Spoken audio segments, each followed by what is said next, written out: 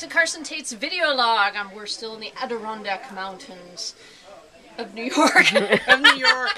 As if you can't tell, because, you know, right We're behind us. in the mountains. So, and also right behind us, you can't see, kind of, but it's 13th Lake, which sounds like a great name for a horror story.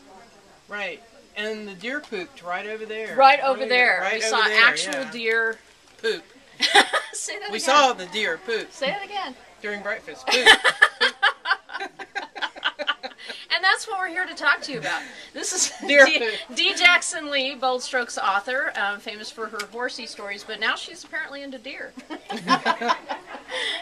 So, your latest book, Touch Me Gently. Touch Me Gently, this is the one you're working on now. Yeah, it's the second in a trilogy of southern, sort of traditional southern gothic romances. This one has a little bit of a paranormal twist, a little bit, no vampires or werewolves. But there's special powers. There's a little bit of a special power, and I got a sneak peek.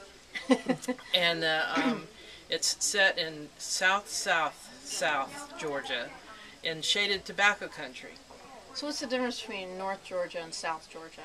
North Georgia is Atlanta. Well, actually, North Georgia is the mountains. Okay. And Georgia's a huge state, and there's a big difference in even the accents, the people, some of the traditions in North Georgia mountains.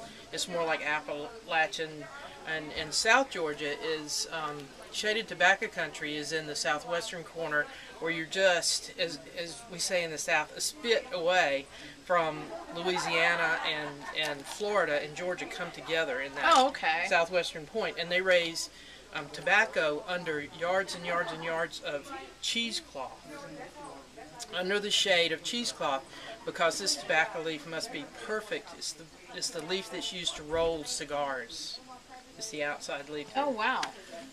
So it has to look pretty and be good. It has to look pretty, and because of that, for the longest time, they didn't have machinery to be able to get under the cheesecloth and cultivate that tobacco, and so they used mules and horses a lot longer there when they were using farm machinery in other places. Although they have the machinery now, but they still treasure their mules and horses. As do you. As do I, in that area. So there will be horses.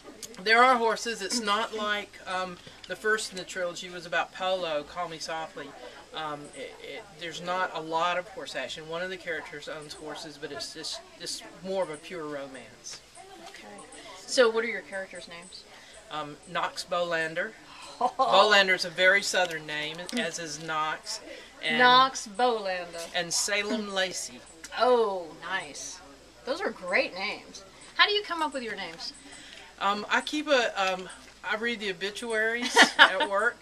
I do. John Grisham does that. You're in a good company. It's part of my job to proofread the newspaper. I work as a newspaper editor, and I find a lot of great names. Sometimes I got Knox Bolander right out of my high school yearbook. No way. I did. I did. Out of my old high school yearbook, I came across it, and I said, oh, I bet there's some great names in here, and went back and refreshed my memory with some of the names. And a lot of lawyers in the South have really, really cool names. And when I come across one, I write it down in this little notebook I have. And to me, the name is part of that character. You know, it sets the tone for that character.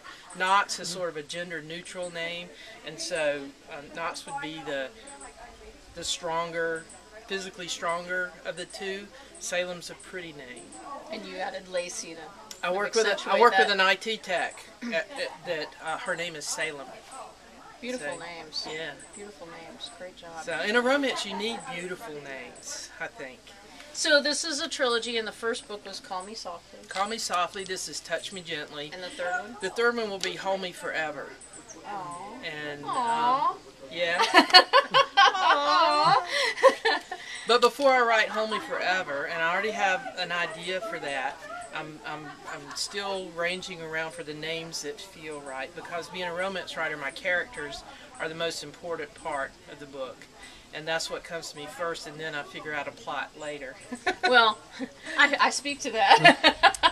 But But before I do that, I'm going to revisit Cherokee Falls, which was the fictional setting for my first 2 books. I have a character that's going to Bareback and Longshot. That's going to that has been missing from Cherokee Falls for a long time, and ends up back at Cherokee Falls. So I've got that one already. I'm itching to write that one. I've got the characters for that, and after that, then I'm going to tackle Hold Me Forever.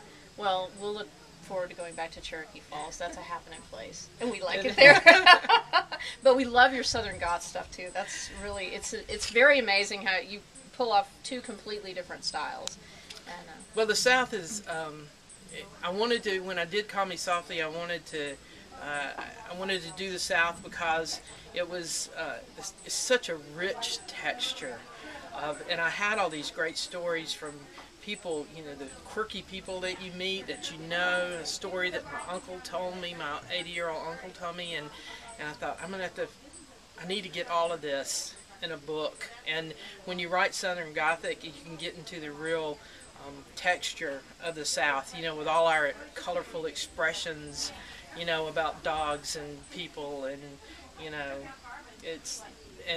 I think that's really interesting, especially for people that don't live in the area. They find Southerners very amusing. Yes. We amuse ourselves. Exactly. We're very amusing. I'm from Southern too. So. Yes, you are. But from Mississippi. Oh, okay. From Mississippi. All right, because I think of you as a Texan. Yeah, but I'm originally from Mississippi, and that's where all my kinfolk live. Mississippi, yes. I'm very careful when I drive through Mississippi. It's one of those states that, if you offend somebody, you're like lost in the swamp. They drop your body in the swamp. Well, don't drive through Mississippi. Keep writing, and we love your books. They really bring the South and horse life to life. Thanks. Thank you. Thanks This a lot. is Carson Tate's Video Log, signing out.